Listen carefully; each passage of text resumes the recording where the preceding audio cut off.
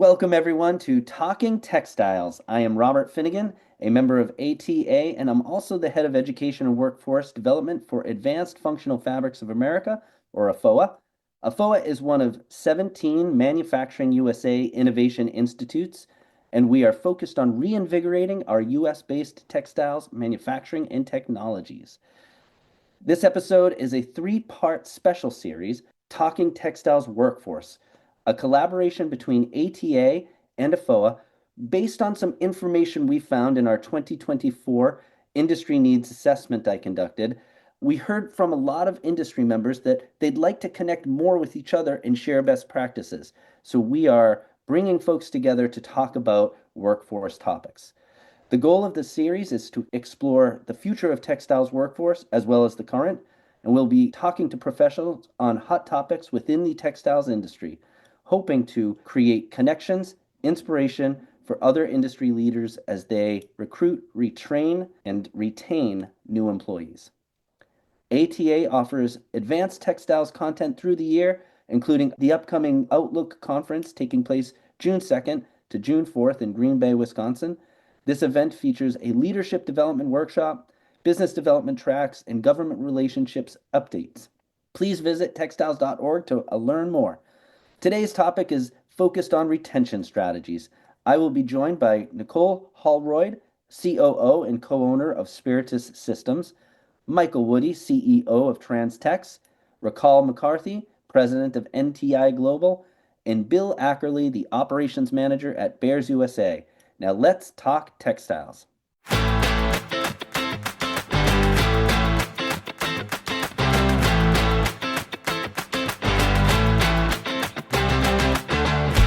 Hi everyone, I am Robert Finnegan. Today I have with me industry leaders Nicole Holroyd, Michael Woody, Rachal McCarthy, and Bill Ackerley. You are our featured guests. Welcome to the podcast. Really excited to see you again. So I'm going to jump in with our first. So please give a brief overview of your role and your company's mission so that we can all get to know you a little better. Okay, I'll start. I'm Michael Woody. I'm the CEO of Trans Tex LLC in Cranston, Rhode Island. I'm a former chair of the Narrow Fabrics Institute before it merged and became USI NFI. I'm also chair here in Rhode Island of the Rhode Island Textile Innovation Network, which is an affiliation of the 72 textile companies here in Rhode Island. And what Trans Tex does is we basically finish narrow web products, but we print on it, multicolor printing on narrow web fabric, and then we turn that into finished products, typically for the advertising or sports market. Products like lanyards, headbands, wristbands, pet leashes, pet collars, all custom printed with company logos or sports team logos. My name is Bill Ackerley, and I work for Bearse Manufacturing, operations manager. Bearse is a third-generation company, been contract sewing in the United States since 1921. I'm also third generation. My grandfather and my father both worked here as operation managers, and the owners of the company, they're also third generation. So it's been a family-owned business truly since 1921. And like I said, we do contract sewing for military gear, athletic equipment, and still do some of our original product line, which was filtration bags. Thank you, Bill. Nicole?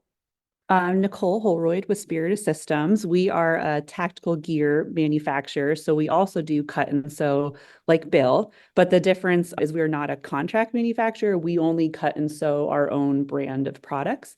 So we're sewing anything that a soldier or military officer might wear on their body except apparel. So pouches, plate carriers, chest rigs, that sort of thing.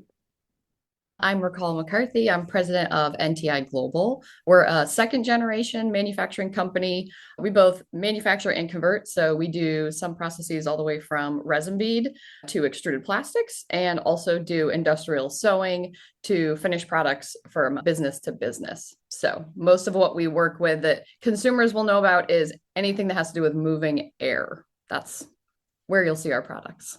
Wonderful. Well, thank you so much. So a couple years back, this same group had a discussion regarding one industry challenge, which was how are we thinking creatively about recruiting new employees and next generation employees? When we had first gotten together, we had thought, perhaps we would do a reboot of that, given that we're doing this 3-part series focused on workforce in textiles manufacturing. But as we sort of discussed and started prepping, we realized there was another potential topic that was top of mind for each one of our industry partners, and that was retention.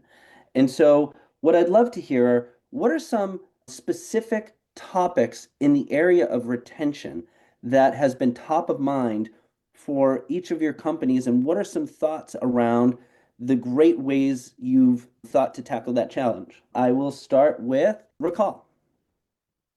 Retention, I feel like, is broken down into certain layers. We have a section of our team that has been with us for 20 plus years. So for us on that retention side, we're focused more on end of career. What are they looking for from both the personal standpoint, and then also what can they get from us? For some of our more tenured staff, we focus on work-life balance. As they're getting older, our New York factory, it snows. Okay, so we have a policy in place, in by 10, that's fine, flexible schedules, things like that. And then also trying to help them into the next phase of their life, which could be retirement, it could be relocating. So we focus on that side. And then our entry level staff, if you will, on that retention side is getting them excited about our products and who we are as a company. And that is, we talked about it, I think before, kind of like the Instagram effect. It tends to be with some of our younger staff, younger being, I would say 30 and below. But we have this middle core team. And I think that's where right now we're still looking for feedback from other companies, in that we have a great company, we have a great training and team, and you get this sort of sandwiched middle layer where that's where I think a lot of us can lose some of our staff to other companies that come in, like big companies that are out there, paying twice as much as we can in textiles for a forklift operator, say. And so for us, we've been looking to just understand what they see as value. So we have our rank up system, and we have gone away from doing per staff member rank up. So instead, now we're going to twice a year. We do a full factory review. So we found that that's worked easier for both managers, but also for that kind of middle tier staff, where they're not feeling like they are always trying to maintain a pace. They now have a little bit of breathing room. So instead of a 90-day, it's a 6-month look back on that. But I think we are seeing success with, like I said, our old tenured staff and then our new staff. That middle section that are, say, 3 to 7 years in is where we're really looking to solidify that retention. And I'm really curious if that's what other people are seeing and what your strategies are. Thank you, Rachal. That's fantastic. Nicole.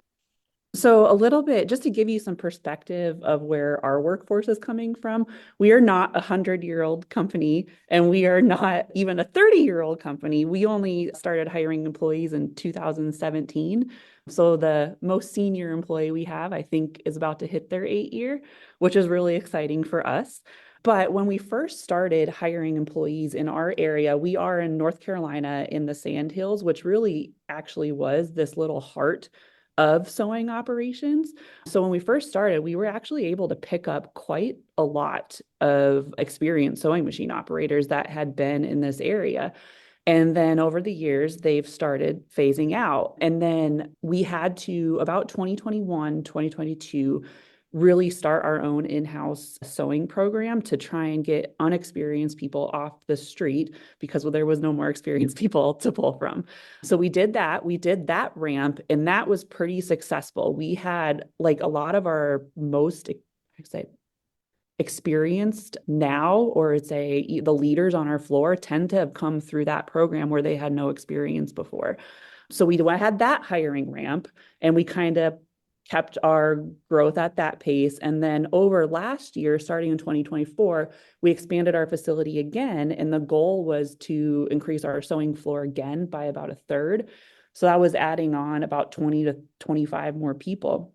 And so last year, 2024, about this time into summer, we're ramping along, we're doing great, we're getting tons of people hired. And I think out of those 20 to 25 positions, we got to a point where we only had like 4 open positions left.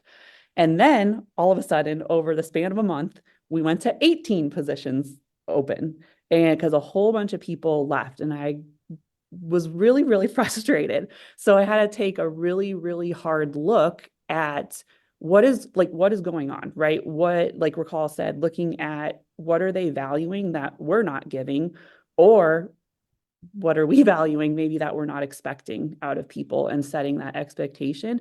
So in the fall, I took a really, really hard look at all of those kinds of things. And we kind of did three different things. Pay. I mean, I look at the Department of Labor, right? Sewing wages. We were in the 90th percentile for sewing machine operators. But I'm not competing to hire other sewing machine operators. And that sounds silly, but that was like a light bulb, right? We live in a pretty small area. And the big thing last fall was there was Target coming in, and Target was starting at $15 an hour. So I have to then be able to start above Target, or else nobody's going to come to me. So that was one thing we did, is we automatically adjusted wages to, I'll call it the Target effect then for us. It's usually the Amazon effect for everybody else, to be able to compete. And then we also reinstated our sewing machine operator training, like full bore. So we dedicated space on the floor that we knew we're going to have a lot of people coming in that had absolutely no experience. And then the last thing we did, and I actually think it's the most poignant, and those of you that know me I'm not like a touchy-feely person, but it is kind of a touchy-feely thing, is we just really ramped or revised our onboarding process, meaning we made it like very, very formal. So the first day they come in, they get the spiel from Zane, my partner, who's a CEO, of our mission, our values, and really hammering it into them of what our expectations are going forward. The second day, they go through the Juki sewing training program, and they don't hit the floor until they have that and a couple other things we have on like our little test complete. So just formalizing that and setting the expectations, our retention from last year, which was 45% turnover rate, is now less than 10% this year. So I'm super, super proud of that. And I think there's a lot more we have to do, but those are the things that have made a difference for us, at least in the past year of retention, even though it's not like Rachal's talking about 10-year retention or 20-year retention. These are like short wins for us. We're making progress. That is absolutely amazing. Thank you so much for sharing that. I think a lot of listeners will get a lot out of that. Michael, can you tell us a little bit about some retention strategies that have worked for your organization? Sure, Robert. Retention is critical for us because we're a relatively small company, very basic manufacturing company. And our training is basically a one-on-one type of training. We also have a lot of cut and sew. So it takes two people. It's really costing two people to train someone up, because we're paying for the person who's new, but we're also paying the opportunity cost for the trainer who's typically doing a particular job to train the new person. So it's like it's really costing two people to train one new person. So that I think is why retention is so critical for us. And my philosophy is that retention begins before hiring. And retention is driven largely by the culture of the company. It's not really an individual thing. It's what helps us retain people. And we were very fortunate when during COVID, we had obviously, like most companies, had to cut back quite a bit. When we really brought the workforce back, almost everybody came back. And I think that's because we have a culture that is, first of all, it's a culture of kindness, but also it's a culture of flexibility. And I know Rachal and Bill both talked a bit about that in our last session. So I think having a general culture like that is very important to retention, as opposed to, I know there are some rifle shot one-on-one things that you do, but I think a very basic thing is to just have a culture that is warm, that's kind, and that allows for flexibility for employees. Love that. Fantastic. Bill. Yeah, I would go right off of what Michael was saying. Culture is hugely important to us as well. We bring people in and just express our positivity and a family culture. Really, that's kind of how we're in the inner city of Chicago, and our other company is in Puerto Rico. So both of them are very inner city organizations. And it's funny the dynamic that the two different places have. So Chicago, we bring them in. It's very positive. We don't do a lot of bells and whistles. They just want to work. They want to have a friendly environment. They don't want to be pushed. We make it very easy for them to learn. We have a very big We have ability to have a lot of different operations, very simple, medium, very difficult operations. So we can start somebody without pressure. There's no pressure. They start with something very simple. We allow them time to grow, allow them time to feel comfortable, and then we build them up through there. And those same people, like most of our middle management, is people that have either sewn, tacked, or inspected on our floor before. They're now our billing and our lead sewers and our purchasing managers. So we really keep that dynamic where we hire and keep people and promote within. As far as Puerto Rico goes, it's a little different. They like the bells and whistles in Puerto Rico. You got to have the big barbecues and job hiring fairs and monthly lunches, and people in Chicago want to go home after a day's work. People in Puerto Rico want to stick around and have barbecues and keep things going. But yeah, we just really express our culture of kindness and fun. I go out there and I'll give people a hard time, joke around with them, laugh with people.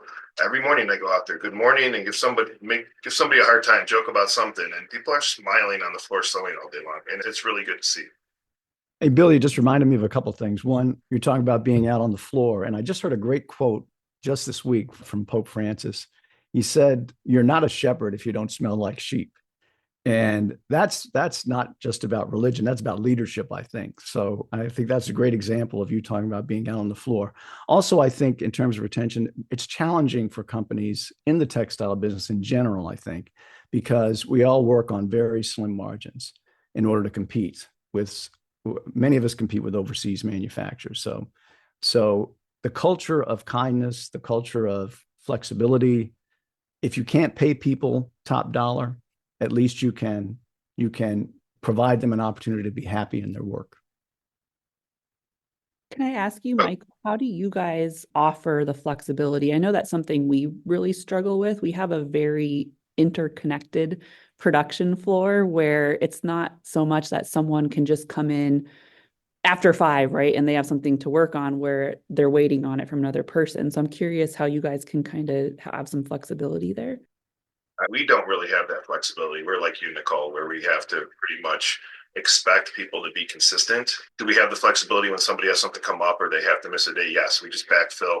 We're very friendly with that. But no, we do have a company motto of being here and be ready to sew, because you do get bottlenecks and you do get log jams, and you have to have people ready to go if it's not a planned absence.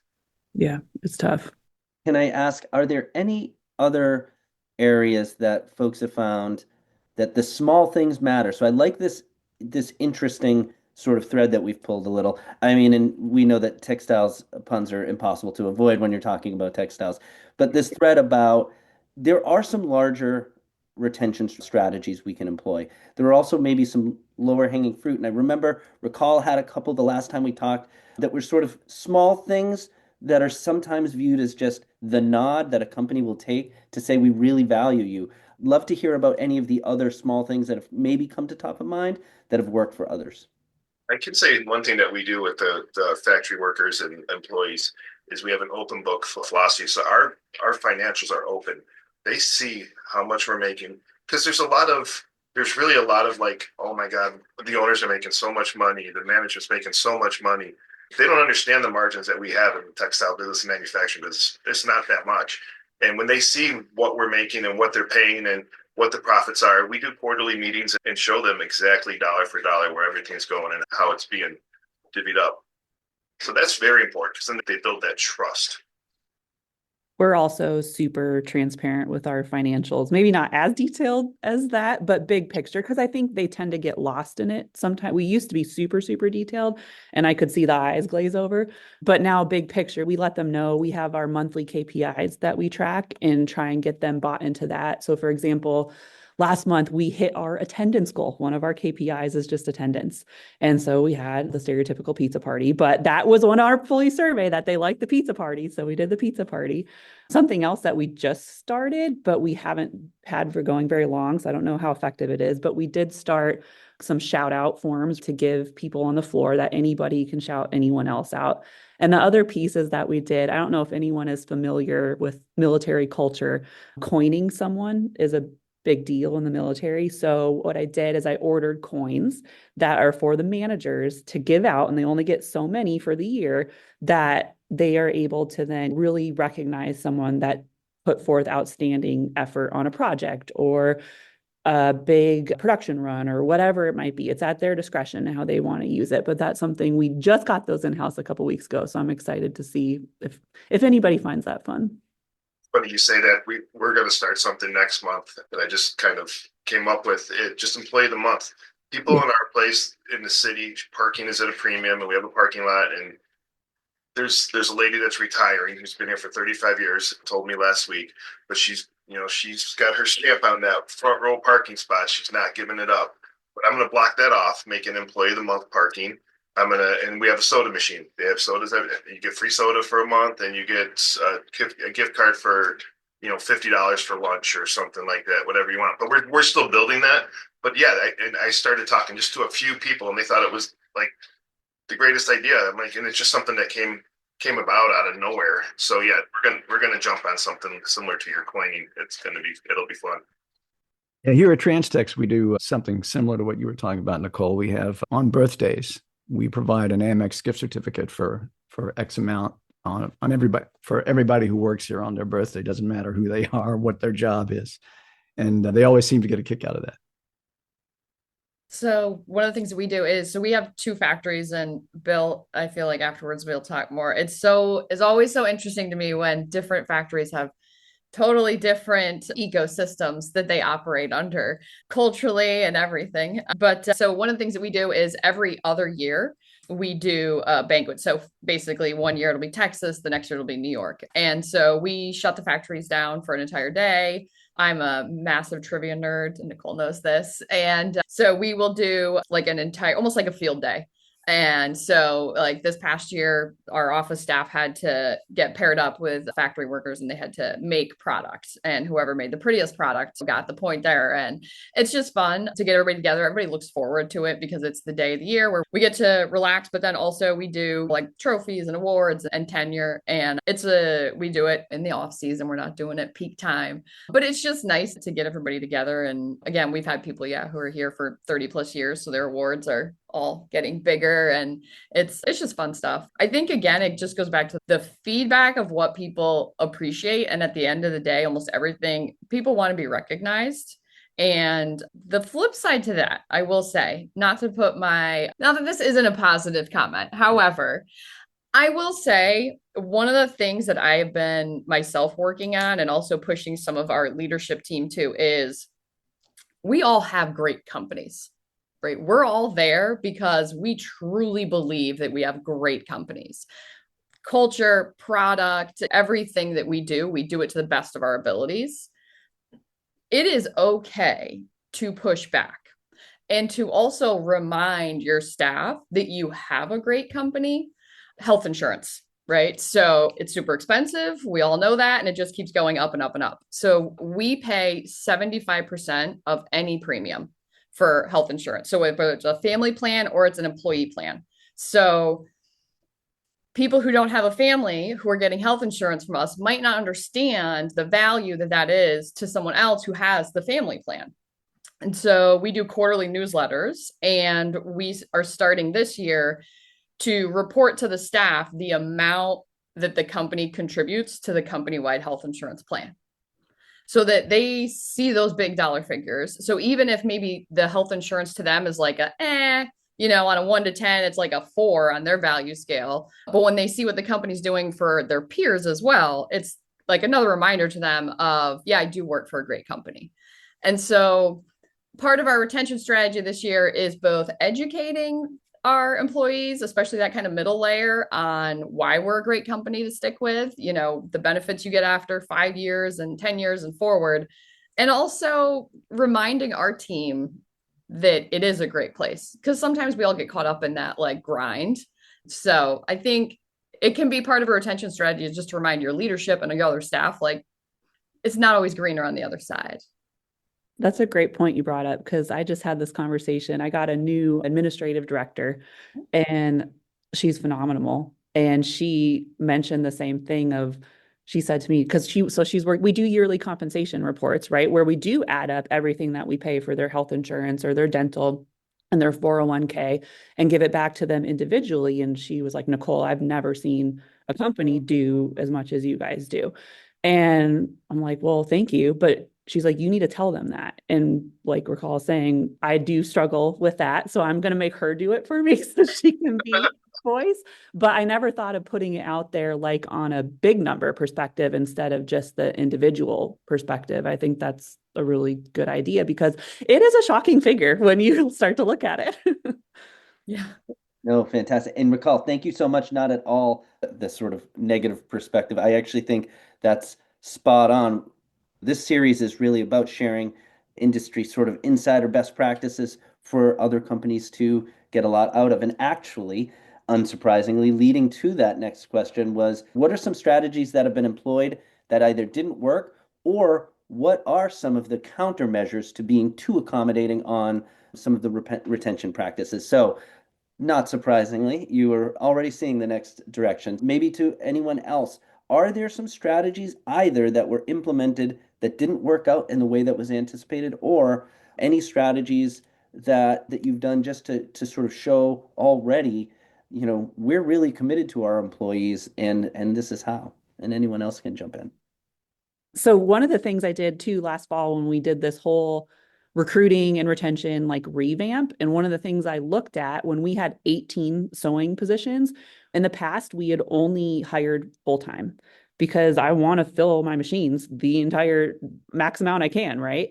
But at that point I was a little desperate and I was like, okay, well, we actually have a really big military spouse network here, right? Where they have a hard time finding full-time job because they're still the primary, I call it the school pickup mom, right? I also play that game where you have to drop the kid off by 8 and then you have to leave by 2:30 to go pick up the kid.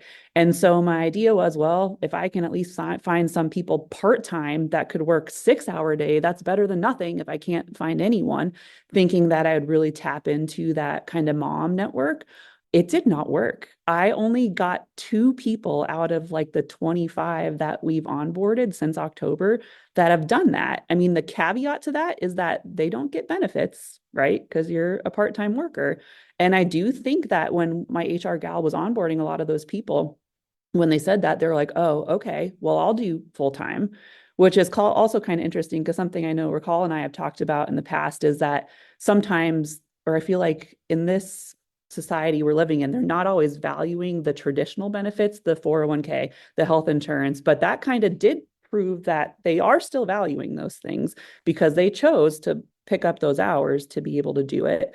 So that was one thing that I was pretty surprised that didn't work. We've been able to fill the positions anyways, which I'm glad because I wanted the full-time anyways.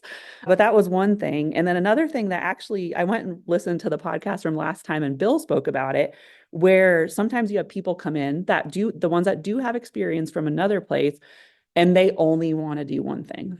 I'm only a hemmer. I'm only a serger. I'm like, well, that ain't going to work here. So we get some pushback on the cross training, but the way we do our reviews and our compensation tries to show them that the more, it's not quite as structured as Recall's system where they just pay based upon each new machine you learn. Ours is like a little bit more wholesome, I guess you could say. But we do try to change that mindset of it's not just you can do this machine, it's that you can do a massive amount of products even on the same machine might equal the same pay. So that's another thing that I don't know if it's like a system that's not working, but it is a system that we are struggling with, I guess, is breaking that mindset of cross training and flexibility. It is like patience can be a detriment to some of this as well because you're so patient, people expect it. And then some people just don't have the drive to work. So when you find those people and you're being patient with them, then they'll start fighting back. You gave so-and-so more time. You didn't give me as much time. And honestly, they're probably right because you can see when somebody is succeeding and getting somewhere and when somebody's not. So there is maybe that initial urge to jump a little quicker to make changes. So what I did is we do a shop floor program, Accenta, and I punch a new person on training 100% of the time. So the first week they're on training 100% of the time. Second week they're on 80%, third 60, 40, 20. So now I have detail, like, listen, this is our process, this is our program. And it kind of weeds out the people that don't want to push further. You'll see that in that 80 to 60%, then they really dive and their efficiency is not escalating. So then we know when we need to make a change. So that's been very important to get more concise information on that. That's a great point too. We're kind of, I don't want to say being mean, but I do think over the years we've maybe been a little bit too nice. And I was actually out on the production floor with the shepherd yesterday and looking at one thing we're struggling with is recuts on the floor. And there almost has gotten this, well, it's okay if you make a mistake because it is. Everybody makes mistakes, but it's gone so far as, oh yeah, I'll just get a whole batch recut. No, that's not the answer. The answer is to slow down and hold yourself accountable and make sure you're doing it right the first time. So we're having to do a little course correction with some NCR report kind of things as well. And hopefully it works out, but it's tough. You try to be nice and you try to give patience, like Bill's saying, but it can go too far the other way too. Nicole, do you guys do a piece rate system? No, I haven't been able to figure it out. I would like to, but now I'm nervous too, because I mean, I'm sure you've seen all the legislation coming out where they're probably going to make it not able to. Right. Yeah. I see that. So a lot of people, when they get careless mistakes and it just ones and twos, no big deal. But when they just continuously make mistakes, we'll punch them back on their bonus time to make their repairs. So that makes them feel like, hey, listen, I'm going to lose my own money, not the company's money, if I'm not careful. So that's kind of why I asked. But you guys aren't only piece rate, right? It's kind of like a combo. Well, yeah, they have a minimum. Okay. It's minimum wage is met, and then it's piece rate. So Chicago minimum wage is $16.40 per hour. But a lot of our employees, like especially in the last few months, our employees at $18, $19 an hour. Some are up $23 an hour. So some really work hard, and some get a little taste of that bonus, and they're just flying through work, and they do a great job. Those people usually are not quality concerns at all. Bill, we have a similar situation here. We do it the same way here. So there's an hourly rate plus piece, and almost everybody here, no one here makes the hourly wage. They all get a higher rate, but some are stars on certain machines. So cross training is, we like to do that, but sometimes when somebody's a star on a particular type of sewing or particular type of product or machine, they want to stay there because they know they're really fast and they make more money that way. So that's why for us, sometimes cross training can be a big challenge. Yeah. Well, I think that's where those sewers for us are coming from. They're coming from that, where they think, I'm going to stay on the same thing all day long and knock it out because they came from that. But we make such a variety of products that it's just not possible for our floor. Like our production run this month is completely different from the one we're producing next month. So we just have to have that flexibility. But I would love to figure out a combination method where it is this base rate that's not minimum wage, but then what are the incentives to really push it? That's one of my goals. Yeah, you make a good point, Nicole. I mean, we don't have that issue because most of our products it's the product and it's made the same way every time. So that allows us to do that. And I think cross training is important too, because it also helps with repetitive motion injuries. So we're not doing the same thing all the time. You're actually, if you use that philosophy with the employee, because we really push cross training from the get-go right away. And it's painful. It really is painful to get through the process. But once we get there with a really good employee, I mean, it's gold. I mean, it's absolutely gold. And you do reduce the repetitive motion injuries, because all the ones I've seen in the last 20 or 30 years have been people that have been on the same job day in, day out. So sewing is sewing, right? But no, because you hold things different, you move different. It just isn't the same. Fantastic topic. What I'd like to do is just move to what I'm calling a bit of an elephant in the room. So please share whatever you'd like. Don't share whatever you'd like. But we probably haven't seen a moment like this. In U.S. manufacturing, good and ill, getting a really, really big push for more of our manufacturers to stay strong and for more companies to work with U.S. manufacturers. Is there anything in today's climate with this focus on U.S. manufacturing, scrambling and all, that makes today's topic about retention strategies, recruiting strategies, maybe coupling those a little bit more, that make it even more important? And I'll just open it up to whoever would like to jump in. We've been thinking about this a lot lately, and of course we get asked about it all the time. But I think what's as interesting as demonstrated in this conversation is that U.S. manufacturing is not just this one bucket. We are all so different. And we all have different challenges because we live in somewhere like rural North Carolina or Chicago. It's completely different from what you're facing. But for us, I can only speak to us. I feel like it's right for the taking if a company is willing to be flexible and willing to be nimble. Just in the 10 years that we've been doing this, we've seen other manufacturers that maybe we've tried to work with too that are not willing to change what they've done for 40, 50 years. And that's their prerogative, but they're also going to fail. They have to be willing, just like we are, to be flexible and evolve into different aspects. Like one example is smaller batch manufacturing, right? A lot of places don't want to do that because it's hard. I get it, but it's possible if you can figure it out. It really is. So one example is we get asked about OEM manufacturing probably once a month, where I'm turning away opportunity to make someone else's stuff because we're only making our own brand.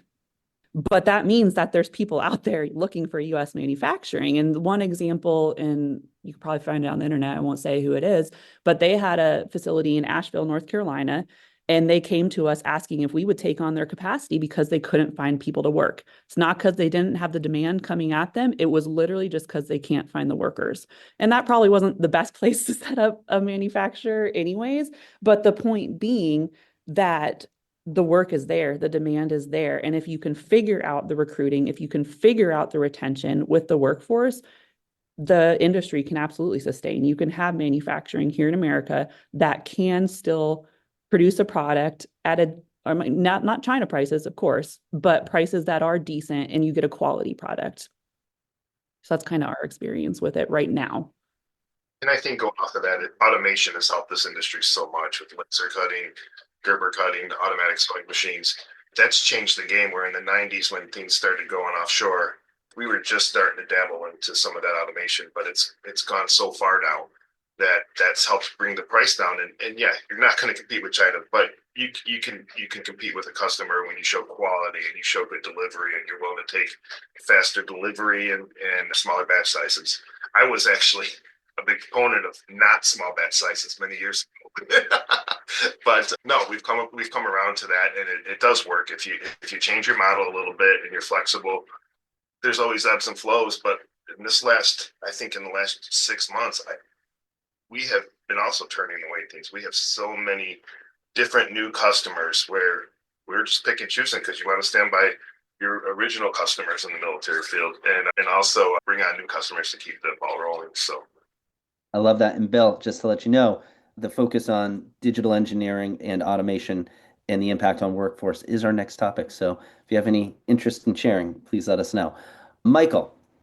Yeah, one of the principles that we've founded and continue to espouse in this business are three: fewer, faster, and finer. So, and they're related to things that you folks have already talked about. Fewer means smaller average order size. Faster means quick turn compared to our competition. And finer means good quality. And as long as we stick to those three principles, we've been successful. It is a challenging time because we don't know how the landscape is going to change in terms of tariffs. I mean, if you look at something like de minimis, it's great news for most textile manufacturers, but it hasn't even been implemented yet until May 2nd. But there's a lot of, we're getting tons of quotes for stuff, but waiting to see. I think people are waiting to make that buying decision. And again, we compete with China every day.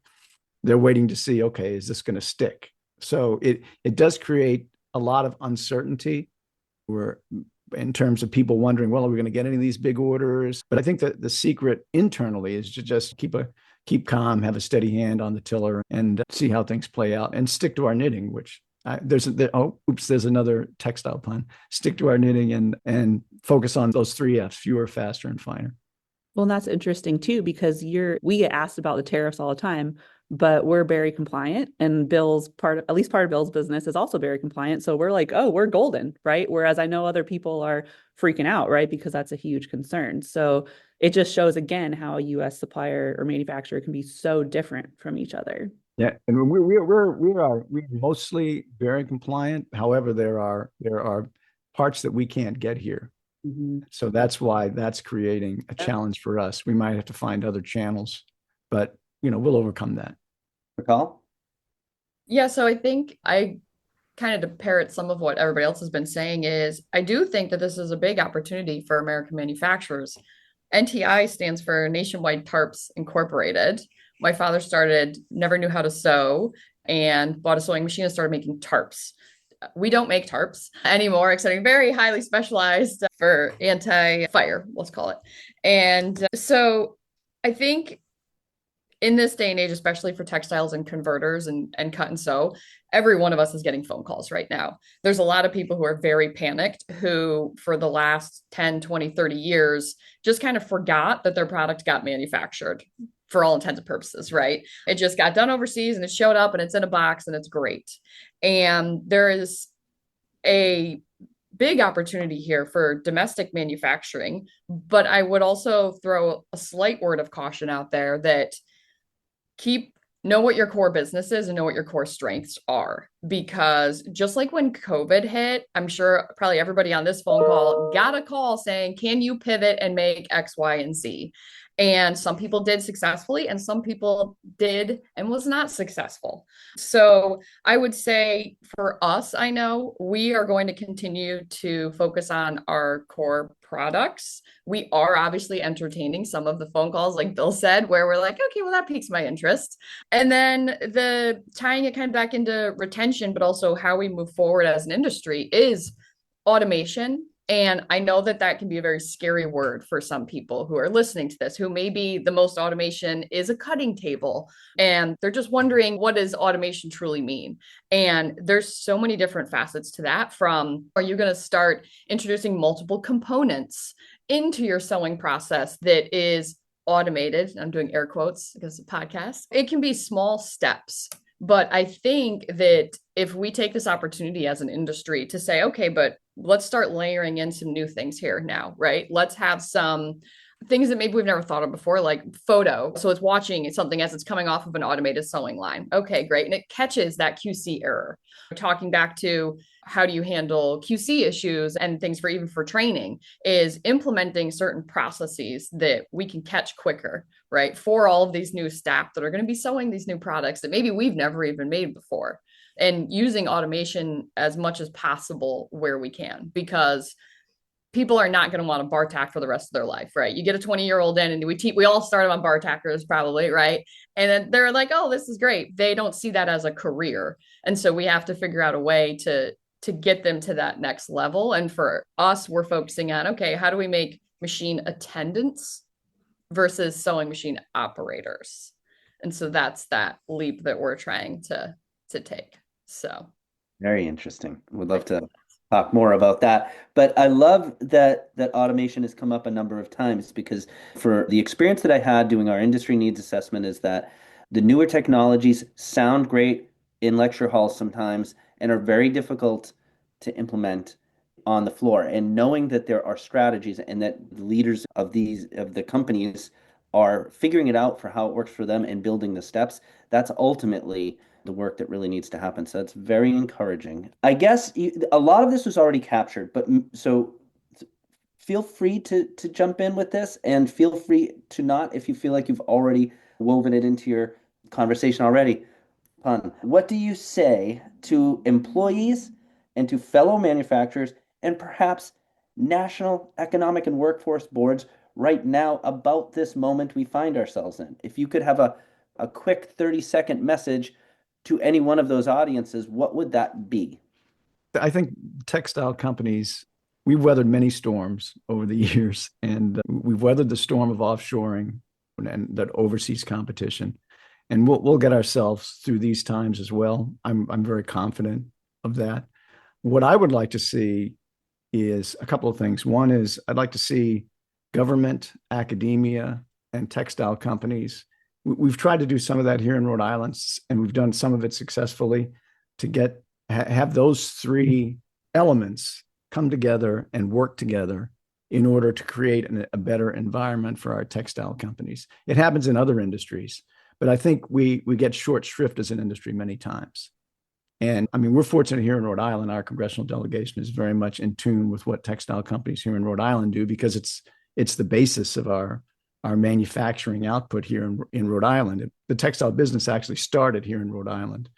So they're very focused on that. And your University of Rhode Island has also been very helpful. So bringing those parties together, I think, is going to be very important.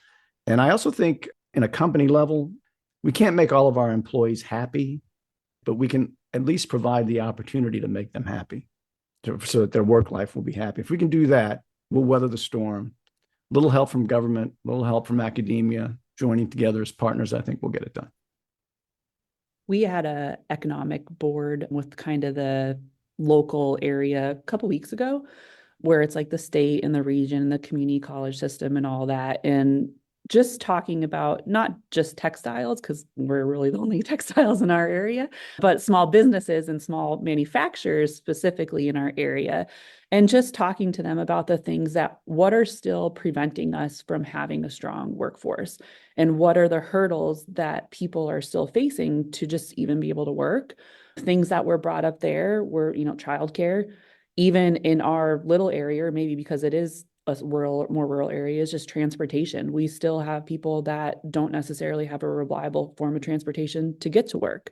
And then for us as well is just English as a second language. So what can the community do to help our whole community, not just for our business, overcome some of those barriers so people can get to work? So that was a discussion that we had that I felt was heard, and I think they're making progress, or they're trying to listen and see what they can do about it. One thing that we also, we touched on it from a textile perspective or a sewing perspective, is just the training, right? So we've figured out our own in-house training program because we had to. And I know that's a different discussion probably for another time, of just the resources for training programs. But besides that is also just the soft skills of workers in general. So that's something we just, I don't want to say it's won because it's not like a win thing, but are working with a program in North Carolina called NC Edge, and it's their customized training program for the state of North Carolina. And we just got a 3-year training program where I'm going to heavily focus on leadership skills, because we've grown a lot of our managers internally. So they're going to go through a whole year-long leadership development program.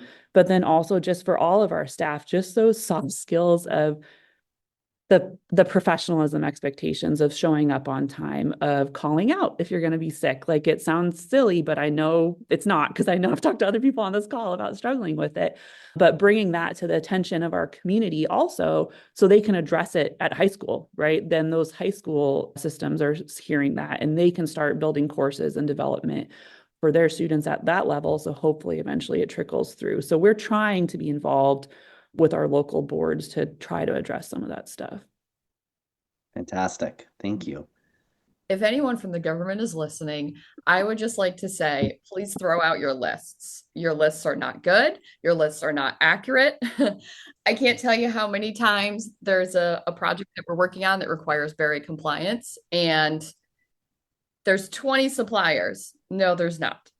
So I think if I could ask one thing of our government, whether it's local, state, federal, you name it, would be to get more involved with the textile community. A lot of us have been around for generations. We've seen so many different iterations of materials, products, you name it. And if it's truly something we want as a country and we want as a people, then we need to have all those layers of involvement. We're not going anywhere. I hope we're doing fantastic. We're second generation. We have a lot of life left in us, and we're here to make a quality product. That's our core. And to do that for the government in some of the ways that it's asking of all of us right now is becoming more and more challenging. So that's if you're listening from the government. And then I would say just to our community is we need to make textile manufacturing, converting, whatever facet you're in, be more appealing. And we also, I think, need to almost go back to our roots. And a lot of our textile companies, Bill, you're third generation, right?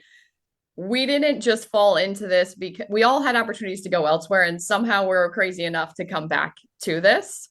And I think that really speaks to our industry, and that there is something there really at the heart of it. There's something really great at having a tangible product. No, we're not tech. Okay. We're not SaaS. We're not all these other things, but we make something that at the end of the day, you can be really proud of. And I want our industry to get back to that, because then you're not talking about price. There's a like there's a real core value. There's a real core, I don't want to say like, not to sound corny, right? But like you have a lot of honor and respect in what you're doing. And I think that we can get back there if, as a community, that's a goal for us, not just fighting over pennies. Recall, that was beautifully said. And I couldn't agree more. And there's just one thing I want to jump in with, which is this. Currently, today, agreed, I have had workforce programs and I've worked in workforce for a number of years in different spaces. I can't say I've seen as many generational family businesses in any other industry. And I think that says a lot when you talk about culture and staying those threads and creating patchwork quilts of industries. It's very unique to this industry, and I think it's something we should celebrate.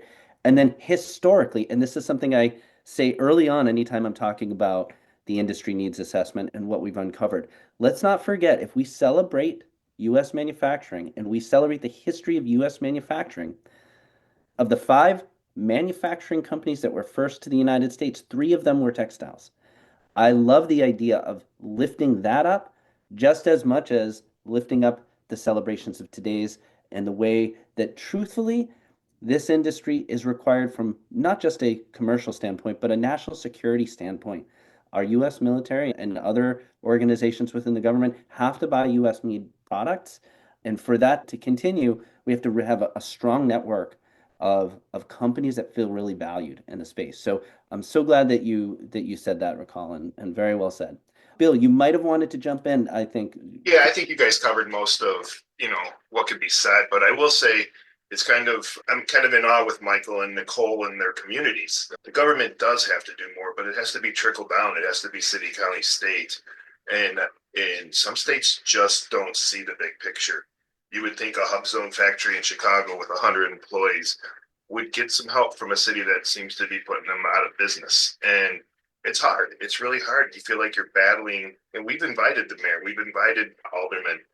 They don't want us in this community, and it just doesn't make any sense, because I would say 60% of our employees live within a 2-mile radius, and we're here in Chicago doing business for 100 years. And I think the government, just not to harp too much on it, but it just needs to trickle down. It needs to trickle down to county, state, city, and there really needs to be some help in the manufacturing sector.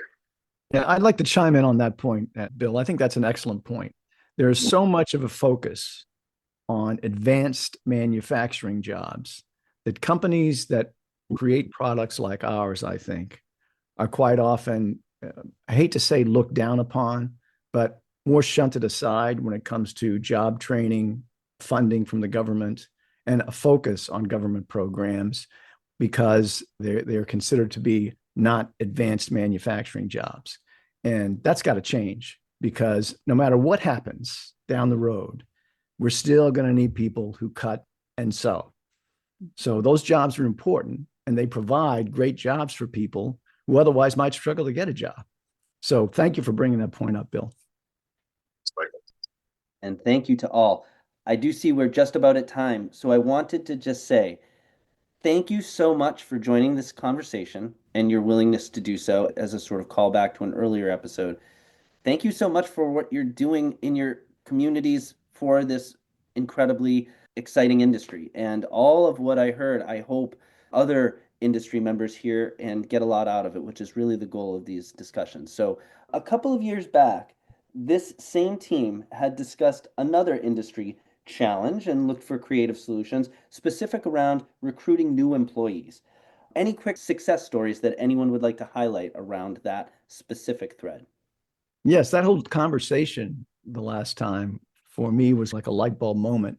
So here in Rhode Island, I mentioned earlier that I chair the Rhode Island Textile Innovation Network, and we're fortunate in Rhode Island, to one of Bill's points earlier. We were very, very a compact state, obviously. So 72 textile companies all within a fairly small area, so it's easy to get folks together. But we were having a meeting, and I realized, and we were discussing how to get more young people involved in textiles. And I looked around the room and realized that every one of us having that conversation were of a certain age, like me. So what are we doing talking about how are we going to solve that problem? So we came up with the idea of founding a committee that was made up of a young person from one of our manufacturing companies, Rosewood. It's the company name is Neocore. And then a student from URI, her name is Tessa Hart. And then one of the folks from our manufacturing extension partnership. So we formed an ad hoc committee, a young professionals committee, to actually look at ways to get young folks involved. And they've been hard at work on that in terms of not just brainstorming ideas, but also beginning steps toward getting out into the colleges, out into the high schools, and trying to change the attitude that people have about textile jobs in general. And we also closely collaborate with URI, the University of Rhode Island, and they have just begun a Future Textiles Council that, interestingly enough, it's focused on what is the future of textiles and textile companies. But that group, and it's composed of both people from academia and textile companies, also seem to focus in on the same thing. How do we get young people involved? So that's something here in Rhode Island that is a very, very strong focus in terms of our groups that are getting together to try to keep textile companies strong. That's super smart. And this isn't textile specific, but it's manufacturing. Actually, our local county is starting a brand new high school. They're enrolling kids this year, and it starts in the fall, where they're calling it I think it's like Innovative High School or something like that. And it's actually physically located at our local community college. And these kids are going to be going where there is, I wouldn't call it a STEM curriculum because it's not with the focus that they all become engineers. The focus is that they become tradespeople. And I'm not sure exactly how they're doing their selection process, but it's something that's really the whole community, the county is super excited about to see how this will pan out. And the students, from what I understand, are really excited to get selected, and they're doing the whole put the signs in their yard for mom and dad to see. And so that's something that our community is similarly trying, that I'm excited to see how it's going to pan out. Obviously, it's hard to drive these things and get some of these things on the list done. But just the fact that we're talking about it and forming connections with students and with the University of Rhode Island and communicating together as textile companies creates opportunities. I really like hearing that stuff from you, Nicole and Michael. We don't really have a lot going on in Chicago with that, but it's been something I've been trying to do. I have my laser cutter product developer downstairs just graduated from UIC 2 years ago. And so I'm having her actually go into the high schools and see if we can start to get something going as well with the local community. So it's been a slow go, not a lot of good information yet on it, but we're trying. So we're going to push some of those initiatives. Bill, you had spoken about on that last podcast that you were doing something with it. Was it like NIMS on a Yeah, NIMS. Was that it's still go? It's kind of slowed down, but they're developing a training program still. We just met about a month and a half ago. I haven't heard back from them. So, but we're developing a training program where it's just this 3-stage training program, and instead it's very detailed. So everybody has the same philosophy, same training, same standards to meet, and then you sign off not only like an upper management but middle management lead sewer, so that they're saying they did this and it meets 3 different criteria, 3 different points. So it's still in the development stage at this point. I would love to be involved in that if you get the opportunity to include me. Yeah, absolutely. Okay. And on this note regarding, programs for high school level, I did want to chime in to say one of the other points that we found in our industry needs assessment was a big section around industry saying the top of mind concern was we're not seeing a lot of younger people coming into the industry anymore, and how can we figure some of those out. We did uncover a couple of the pieces that might be missing from our career and technical high schools as far as advanced manufacturing, but then also fashion design, textiles, and just how wide apart they are. So we're looking to create some consolidated efforts around that. And if anyone is interested in joining that effort, please reach out. Nicole, I know we've already talked about it, but I'd love to get more industry members involved just to make sure as we're thinking about this, we're thinking about it aligned to what industry needs. So love that those are some threads that are getting pulled as well. With that, I will say, cannot thank this group enough for all you're doing for the industry, but all you're doing for the employees that you have. And we can't thank you enough for setting aside the time today to come together and hash through these ideas as a team. So personally and professionally, thank you so much. Thank you, Robert. Thank you, Robert. Thank you for joining us on this episode of ATA Talking Textiles, our special workforce series in collaboration with AFFOA. ATA is a not-for-profit association representing international specialty fabrics. Learn more about our events, workshops, and webinars throughout the year at textiles.org. Learn more about AFFOA at affoa.org. Thank you.